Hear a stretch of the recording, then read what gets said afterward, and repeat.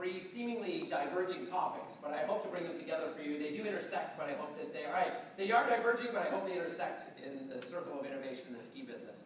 Charles Darwin said, "It's not the strongest of the species that survive, nor the most intelligent, but those most adaptive to change." And change is what has been afoot in the ski business for a number of years. As you can see here, change came to Squaw Valley, California last year with the addition of the first ski-in, ski-out Starbucks. So these modern luxuries that we just can't do without any longer, like a ski-in, ski-out Starbucks, are the things that come to typify skiing and many of the luxury brands that skiing has created. The object that you see behind me here, how many skiers are in the audience? Oh, good to see so many of you. This is a flake, and it attaches to a child, or an adult, but typically a child, to their leg as they go out on a ski day. So when you sign your child up for ski lessons, they put a little flake on them, so then you can watch where little Johnny went and skied for the entire day. So it plays on a couple of things for parents. The need for security, as little Johnny is with the instructor looking out onto the giant, scary mountains. So what you can do with this tool is you can take it, and when your children have come home from the ski day, you can get on your iPad or your computer, and you can judge every run that they skied. How fast they skied, how long they stopped, did they take too many hot chocolate breaks. What you can't do with the flake, because the ski schools don't allow it, is to follow Johnny on your iPhone. How many skiers with iPhones are there here? So they do have an amazing array of things that you can do with different iPhone applications and different smartphone applications. You can find them where they are, but you can't follow them around the hill because we know that it would drive the ski instructors crazy. So the future of skiing, I believe, is in mobile applications. And if there's any investors in the room that want to invest in mobile applications, I'll be here at the end of the presentation.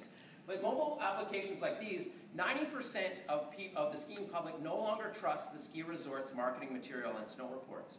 But if you could connect resorts around the world globally and to have people log in for a digital session on what the ski conditions are like, then it creates a bond with your product. The goggles that you see here, if we keep moving forward in innovation and what we can do with technology in the ski business, these goggles will tell you the angle of the slope you're skiing and the speed that you're skiing it at. You can log onto your computer and share that with your friends, via Twitter or Facebook, whatever you want. Now, another great innovation is the GoPro, and you see kids skiing around, and adults, skiing around with a GoPro photo, so they take photos and videos of their ski day, and then they post that on Facebook, on Twitter, and it's a completely connected world where people are sharing their ski experiences. Now, to take that to its next logical step, Whistler Unfiltered uses, ironically, a photo filtering service called Instagram. Any Instagram users? Great. So if you log on and look up hashtag Whistler Unfiltered and take Instagram photos, you are entered into a chance to win a trip to Whistler. Whistler Blackcomb also has another week-long vacation that you can experience as a member of this community and logging in with your photos. This is one of the greatest innovations in skiing in the last 20 years. And it amazes me that for so long in skiing, we wondered about the technology that went into the skiing instead of the shape of the ski. Which brings me to my next topic, whiskey. Those skis are very wide and they're rockered. And a friend of mine, his name is Russ, and he's 90 years old, and he still teaches skiing. And we said, Russ, what do you think of these new skis? And he said, those aren't new. We used to rip apart the whiskey barrels and ski on them. So, in the circle of innovation, we took things like skis and how they were manufactured and how they were shaped, and then we took them back to the old whiskey barrel shape. So one of the greatest innovations, as someone who spends from next weekend until the end of April outside all day, every day in the snow, the greatest thing is this majestic beast here, the merino sheep.